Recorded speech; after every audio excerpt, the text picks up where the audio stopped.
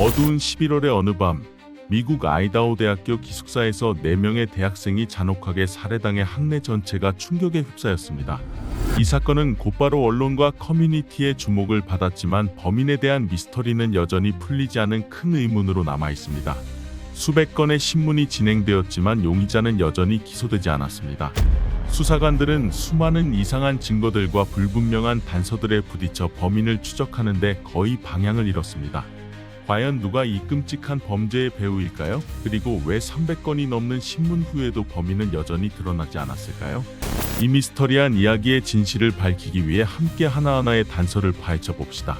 그리고 흥미로운 다른 영상들을 놓치지 않도록 좋아요와 구독도 꼭 눌러주세요.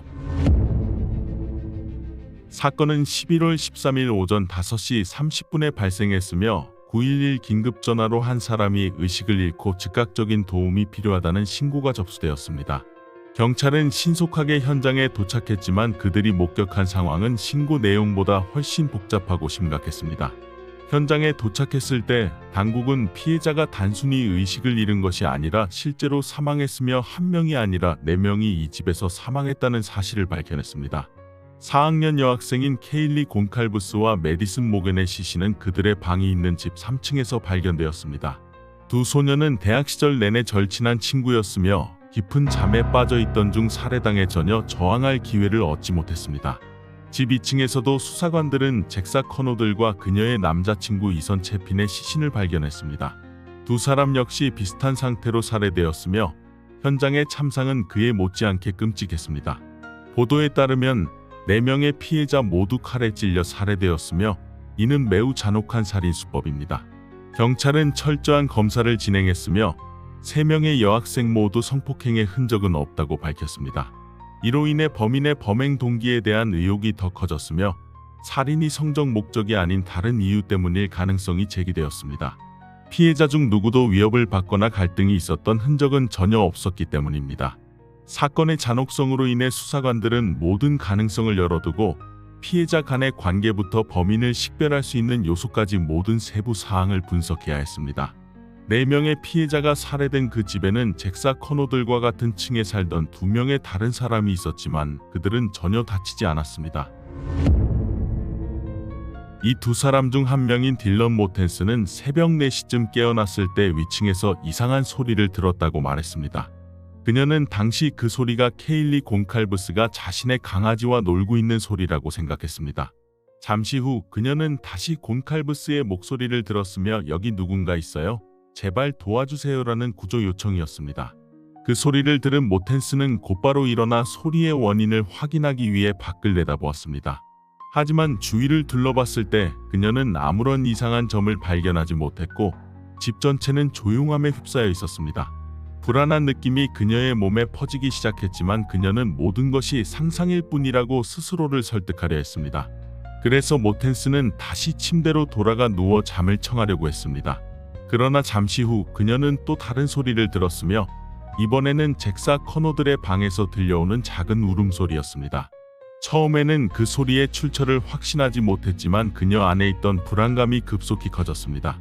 그녀는 다시 일어나 문을 열고 복도를 내다보았지만 여전히 이상한 점은 보이지 않았습니다. 하지만 그녀가 다시 침대로 돌아가려는 순간 뒤쪽에서 남성의 목소리가 들렸으며 누군가를 위로하려는 듯 괜찮아. 내가 그들을 해방시켜줘서라고 말했습니다. 모텐스는 즉시 뒤를 돌아보았고 낯선 남성을 보게 되었습니다. 그 남자는 검은색 옷을 입고 있었으며 키는 약 175cm 정도이고 체격은 탄탄했으며 진한 눈썹을 가지고 있어 그녀에게 공포감을 주었습니다. 그 남자는 마스크를 착용해 얼굴 대부분을 가리고 있었으며 날카로운 눈빛만이 드러나 있었습니다. 낯선 남자가 그녀 옆을 지나쳐 가자 모텐슨의 마음속에는 공포감이 솟구쳤습니다. 이상한 점은 그 남자가 전혀 멈추거나 당황하는 기색 없이 지나갔다는 것입니다. 오히려 그는 집의 창문 쪽으로 걸어가 도망쳤으며 마치 이 경로에 익숙한 사람처럼 전혀 들킬 것을 두려워하지 않았습니다. 이 순간 모텐스는 극도의 두려움에 휩싸였습니다. 그녀는 더 이상 가만히 있을 수 없었고 서둘러 친구들의 방으로 달려갔습니다. 방에 들어갔을 때 그녀는 친구들이 바닥에 움직이지 않고 누워있는 모습을 보고 경악했습니다. 너무나도 놀란 모텐스는 주저하지 않고 가방에서 휴대전화를 꺼내 즉시 경찰에 전화를 걸었습니다. 수사관들은 살인범이 우연히 들어온 사람이 아니라 이 집에 익숙한 사람일 가능성이 있다고 인식하기 시작했습니다. 또한 사건의 유일한 목격자 중 한 명인 딜런 모텐슨의 생존 가능성에 대한 큰 의문이 제기되었습니다. 이 점은 수사관들에게 큰 혼란을 주었으며 모텐슨은 범인의 외모를 직접 목격했지만 다른 피해자들과 달리 공격이나 살해를 당하지 않았기 때문입니다. 이런 비정상적인 상황으로 인해 수사팀은 모텐슨과 범인 사이에 어떤 불분명한 관계가 있을 가능성을 제기했습니다. 혹은 최소한 모텐슨이 범인에 대해 알고 있는 어떤 정보를 수사관들이 아직 밝혀내지 못했을 가능성이 있습니다. 하지만 이는 단순히 모텐슨과 범인의 특별한 관계에 대한 가설에 그치지 않았습니다. 경찰은 그녀의 진술이 완전히 정확하지 않을 수도 있으며 심지어 이야기의 일부가 조작되었을 가능성도 의심하기 시작했습니다. 진술의 모순과 그녀의 이상한 행동은 수사팀이 모텐슨이 사건에 가담한 인물 중 하나일 수도 있다고 의심하게 만들었습니다. 이러한 모든 의심 속에서 모텐슨은 빠르게 주요 용의자 중 한 명으로 떠올랐습니다. 의문을 해소하기 위해 수사관들은 사건 발생 전의 시간과 일어난 사건들을 신중히 재구성했습니다. 2022년 11월 13일 새벽 2시쯤 아이다호 대학교의 4명의 학생들 케일리 곤칼브스, 메디슨 모겐, 잭사 커노들, 이선 채피는 외출을 마치고 자신들의 집으로 돌아왔습니다. 경찰은 이 시점이 학생들이 저녁 외출 후 평소처럼 돌아오는 시간으로 특별히 걱정할 만한 정황은 없었다고 판단했습니다. 그들의 집은 학교 근처에 위치한 지역으로 이 지역 사람들에게 익숙한 거주지였습니다. 새벽 3시쯤 사건과 관련된 중요한 단서가 될 수 있는 주목할 만한 일이 발생했습니다. 4명의 피해자 중 한 명인 잭사 커노들은 음식 배달 서비스인 도어대시로부터 주문을 받았습니다. 그녀는 이 주문을 받은 사람이었으며 수사관들은 이것이 커노들이 마지막으로 생존한 모습이었다고 밝혔습니다. 이 상황은 늦은 밤 배가 고프거나 피곤한 학생들이 음식을 주문하는 일반적인 일처럼 보였습니다. 하지만 이 세부 사항은 사건 당시 커노들이 집안에 있었고 깨어 있었다는 것을 보여주기 때문에 중요해졌습니다. 음식 주문 외에는 집안에 함께 살고 있던 다른 사람들로부터 이상한 점은 보고되지 않았습니다. 경찰은 또한 데이터를 재확인했으며 이 시간 전후로 의심스러운 전화나 메시지는 없었다고 기록했습니다. 현장을 조사하던 경찰은 메디슨 모겐의 오른쪽 손 옆에서 단검용 가죽집을 발견했습니다. 이 가죽집은 처음에는 크게 주목받지 않았지만 더 자세히 조사되면서 수사의 핵심 요소가 되었습니다. 수사관들은 이 단검용 가죽집이 이번 사건에 사용된 것으로 보인다고 판단했습니다. 주목할 만한 점은 가죽집의 버튼 부분에서 경찰이 한 남성의 DNA 흔적을 발견한 것입니다. 경찰은 즉시 이 DNA 샘플의 출처를 확인하기 위해 분석을 진행했습니다. 그들은 살인범이 남성일 가능성이 높으며 이 인물이 사건의 주요 용의자일 수 있다고 가설을 세우기 시작했습니다. 주목할 점은 이 단검용 가죽집은 아무나 쉽게 소유할 수 있는 물건이 아니라는 사실입니다. 따라서 모텐슨이 이번 사건의 범인일 가능성은 배제되었습니다. 또한 새벽 4시 17분경 잭사 커노들의 방에서 멀지 않은 이웃집의 보안 카메라에서 중요한 발견이 있었습니다. 이 영상은 수사관들이 기대한 것처럼 선명하지는 않았지만 주목할 만한 단서를 제공했습니다. 카메라의 마이크는 어두운 밤중에 특별한 소리를 포착했습니다. 처음에는 조용한 주택가에 퍼지는 개 짖는 소리만 들렸지만 곧이어 이상하고 이해할 수 없는 소리가 들려왔습니다. 이 소리는 왜곡되었지만 남성의 목소리라는 것을 알아들을 수 있었습니다. 이 소리는 수사관들의 의심을 불러일으켰으며 개 짖는 소리는 이 지역에 무단 침입이 있었음을 시사할 수 있었습니다. 하지만 그들의 주의를 더욱 끌었던 것은 바로 목소리였으며 누군가 피해자의 방 근처에서 대화하거나 다툼을 벌이는 것처럼 들렸습니다. 그 후 무엇인가가 떨어지는 듯한 큰 소리가 울려 퍼졌습니다. 수사팀은 이것이 피해자들이 공격당하기 전에 혼란이 발생한 순간이라고 의심했습니다.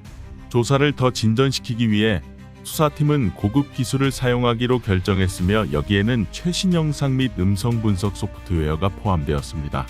이 소프트웨어는 다양한 출처의 영상 및 데이터를 바탕으로 객체의 이동 경로를 비교, 인식, 종합 및 정확히 식별할 수 있습니다. 이 도구를 통해 경찰은 흰색 현대 엘란트라 차량 한 대를 식별하게 되었습니다. 이 차량은 살인사건이 발생한 집 앞에 여러 번 등장했습니다. 구체적으로는 피해자들의 집 주변에 3번이나 나타났고 잠시 현장 인근에 정차한 후 모습을 감췄습니다. 이후 이 차량은 다시 움직여 새벽 무렵 이 지역을 떠났으며 워싱턴주 풀먼 방향으로 이동했습니다. 이로 인해 수사관들은 범인이 사건 직후 증거를 은폐하고 지역을 떠나려 한 것이라고 의심했습니다. 수사관들은 이 차량을 계속 추적하며 더욱 면밀한 조사를 이어갔습니다. 어느 날 수사를 진행 중이던 경찰은 풀먼의 한 공공장소 인근에서 현대 엘란트라 차량을 우연히 발견했습니다. 주목할 점은 이 차량이 여전히 예전의 번호판을 달고 있었다는 점이며 이는 경찰의 관심을 끌었습니다. 즉시 경찰은 정보센터에 연락해 차량 번호판을 조회했으며 차량 소유주를 확인하고 다음 단서를 찾고자 했습니다. 정보 조회를 통해 경찰은 충격적인 사실을 알게 되었습니다. 이 차량은 사건 발생 며칠 후인 2022년 11월 18일에 번호판이 변경된 상태였습니다. 하지만 더 주목할 점은 이 흰색 현대 엘란트라의 소유주가 다름 아닌 아이다호 대학교 법학대학원생인 브라이언 코버거였다는 사실입니다. 이 정보는 수사관들의 의심을 강하게 자극했으며 그들은 코버거를 유력한 용의자로 주목하기 시작했습니다. 코버거가 아이다호 대학교의 대학원생이라는 점은 그와 사건 지역 사이에 직접적인 연관성을 만들어냈습니다.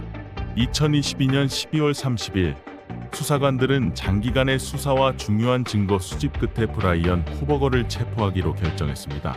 경찰이 그를 체포하기로 한 가장 중요한 증거 중 하나는 수집된 DNA 데이터였습니다. 경찰은 단검용 가죽집에서 DNA 샘플을 채취했으며 이것을 코버거의 집 쓰레기통에서 나온 DNA와 비교했습니다. 그리고 검사 결과는 그들의 기대를 저버리지 않았습니다.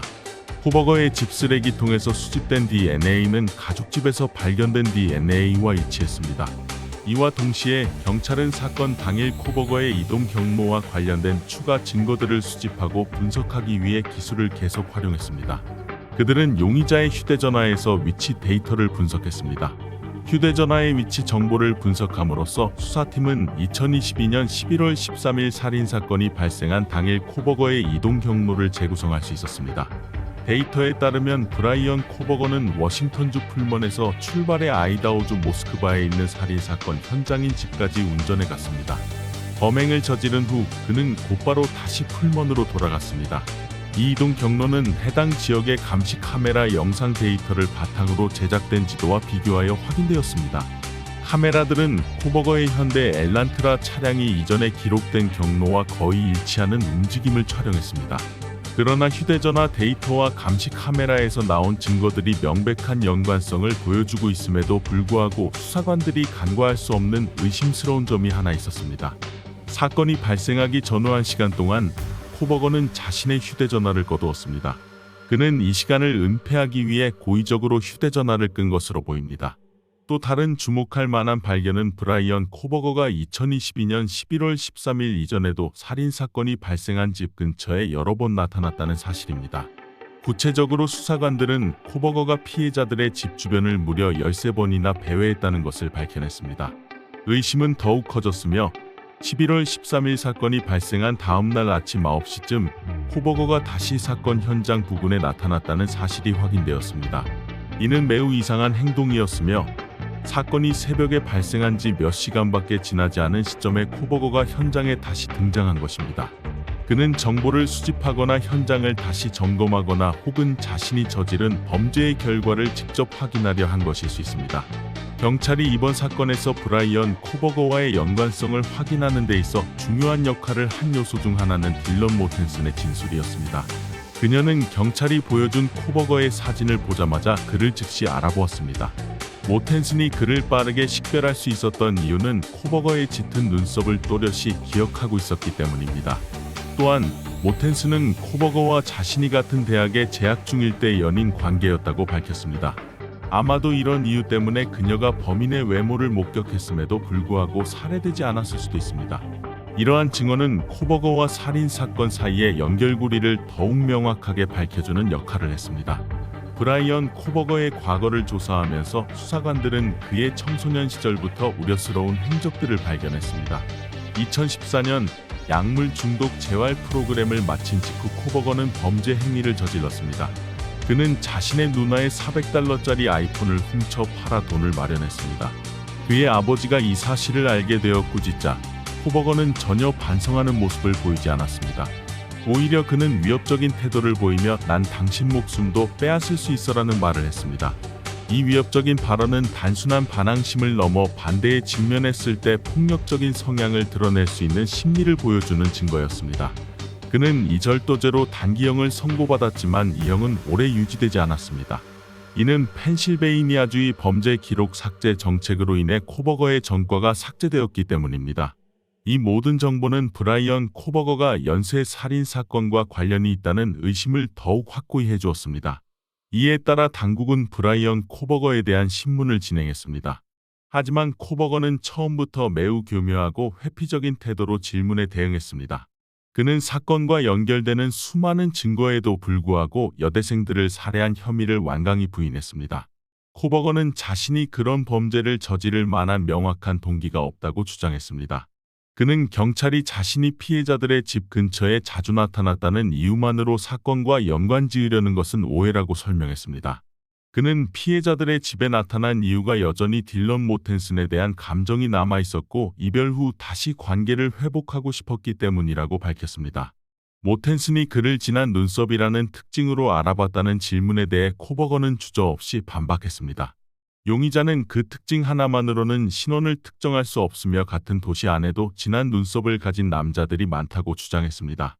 따라서 그는 단지 신체적 특징만으로 자신에게 책임을 지울 수는 없다고 주장했습니다. 이처럼 자기방어적인 해명은 오히려 경찰의 의심을 더욱 키우는 결과를 낳았습니다. 이에 경찰은 코버거에게 압박을 가하기 위해 모든 신문 기법과 신문 전략을 동원하기로 결정했습니다. 그들은 300건이 넘는 다양한 신문을 진행하며 날카로운 질문과 곤란한 상황을 통해 그를 시험했습니다. 하지만 수사팀의 끊임없는 노력에도 불구하고 코버거는 자신의 무죄를 끝까지 주장하며 범인이라는 흔적을 전혀 보이지 않았습니다. 2022년 11월 아이다호 대학교 4명의 학생을 살해한 주요 용의자인 코버거는 매우 까다로운 재판 절차에 직면하게 되었습니다. 2023년 5월 그는 1급 살인 혐의로 기소되었지만 예비신문에서 유죄를 인정하지 않았습니다. 상황은 더욱 긴박해졌으며 검찰은 그에게 사형을 구형하겠다고 공식 발표했습니다. 사형 구형은 사건의 정황에 근거하여 제기되었으며 수사관들이 코버거를 살인사건과 연결짓는 강력한 증거들을 확보했기 때문입니다. 하지만 사건은 처음 계획된 대로 진행되지 않았습니다. 2023년 8월 코버거는 신속한 재판을 받을 권리를 포기하면서 재판 일정이 연기되었습니다. 코버거의 이 결정은 사건을 더욱 복잡하게 만들었으며 수사팀과 검찰은 계획을 조정하고 예상치 못한 지연에 대응해야 했습니다. 새로운 재판은 2025년 8월로 예정되었으며 이는 피해자 가족들과 아이다호 대학교 커뮤니티가 정의로운 해명을 위해 더 오래 기다려야 함을 의미했습니다. 재판을 준비하는 동안 코버거의 변호인단은 현장에서 발견된 DNA 샘플을 포함한 중요한 증거들을 제외해달라고 요청했습니다. 그들은 현장에 있던 여러 사람들의 DNA가 코버거의 혐의를 불확실하게 만든다고 주장했습니다. 그러나 검찰 측은 이 요청을 기각했으며 코버거를 지목하는 명백한 증거들이 많다고 반박했습니다. 특히 단검 가죽집에서 발견된 DNA 흔적과 기타 데이터들은 그가 사건과 직접 연결되어 있음을 보여주었습니다. 2025년 2월 브라이언 코버거의 변호인단은 법원과 언론계에 큰 관심을 불러일으켰습니다. 그들은 코버거에 대한 사형 가능성을 재검토해달라는 28쪽 분량의 청원을 법원에 제출했습니다. 청원서에서 변호인단은 코버거가 정신건강 문제로 인해 최고 수준의 형사 책임을 질 수 없다고 주장했습니다. 그들은 이 사건에서 사형을 선고하는 것은 부적절하며 불공정하다고 강조했고 가석방 없는 종신형과 같은 더 가벼운 형벌을 요청했습니다. 증거와 진술을 둘러싼 복잡한 전개 속에서 이 재판은 계속해서 대중과 언론의 큰 관심을 받고 있습니다. 피해자 가족들과 아이다호 대학교 커뮤니티는 여전히 공정하고 투명한 재판을 기다리고 있습니다. 공공의 압력이 커지는 가운데 검찰 측은 올해 안에 재판을 마무리하겠다는 입장을 밝혔습니다. 검찰은 범인이 가능한 한 빨리 정의의 심판을 받도록 최선을 다하겠다고 약속하며 이번 사건이 지역사회에 남긴 의혹과 질문을 해소하겠다고 다짐했습니다. 이 이야기를 끝까지 시청해 주셔서 감사합니다. 다음 영상에서 다시 뵙겠습니다.